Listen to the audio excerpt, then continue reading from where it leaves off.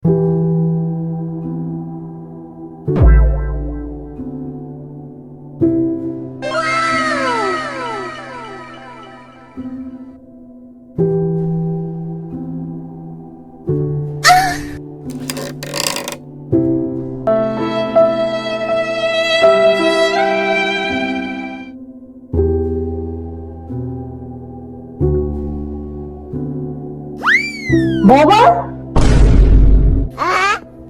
শাশুড়ির কুদৃষ্ট পড়লো রে। হ্যাঁ মা, আমি শাশুড়ি হয়ে তখন থেকে সংসারের কাজ করেই যাচ্ছি, আর তুমি এই ঘরের বৌমা হয়ে পায়ের পর পা রেখে হাতে নেল পালিশ দিয়ে ফ্যাশন করছে ফ্যাশন। কেন উঠে এসে সংসারের কাজগুলো করা যায় না? আরে মা, আমার আগে আপনি তো এই বাড়ির বৌমা ছিলেন নাকি?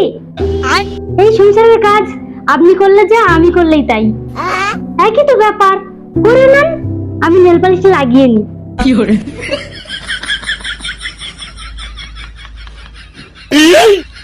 বড্ড মুখে কথা বলছো তুমি। বাড়ির বউ হয়ে তুমি একটা শাড়ি পরবে, কপালে টিপ করবে, তা নয় কি পোশাক দেখবে তো মনেই হবে তুমি বাড়ির বউ। বাড়ির বৌমা বলে মনে হয় না, নিজের মেয়েও তো ভাবতে পারে না কি যে সমস্যা এই মহিলার, সেটাই বুঝতে পারি না আজও পর্যন্ত। ধরতে দেখি ভাল লাগে না। A few moments later.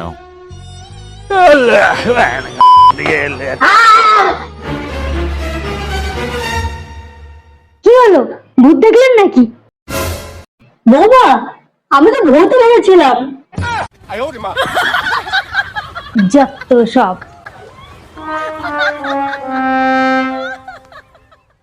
অনেক হয়েছে বাপু, মুখটা ধুয়ে ফেলা দেখি রুটি করতে বাকি আছে। এক্ষুনি গেছিলাম আমি উপরে।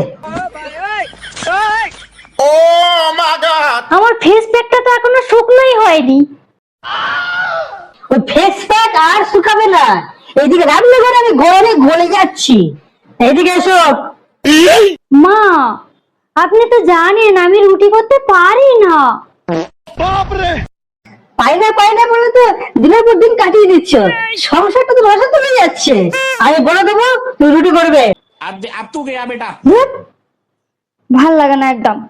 ফেস প্যাক সম্বন্ধে কিছু বোঝে না, আর কেউ কিছু যদি একটু করেছে তাও সহ্য করতে পারে না। 1 minute 37 seconds later. লেচি দাও,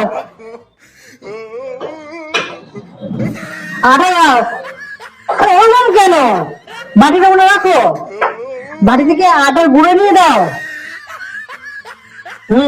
জানো, হায় ভগবান, রুটি সমাজ করে দিলে তুমি।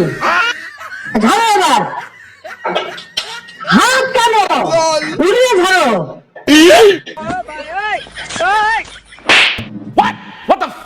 কি করছো তুমি? দাও হাতে,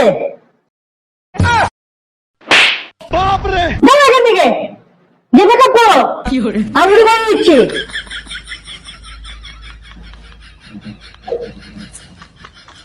বাবা করে খেয়েছে ঘুরেছে আর ফেসে শিখেছে। ও কর্মে ঢিকি কথা করে।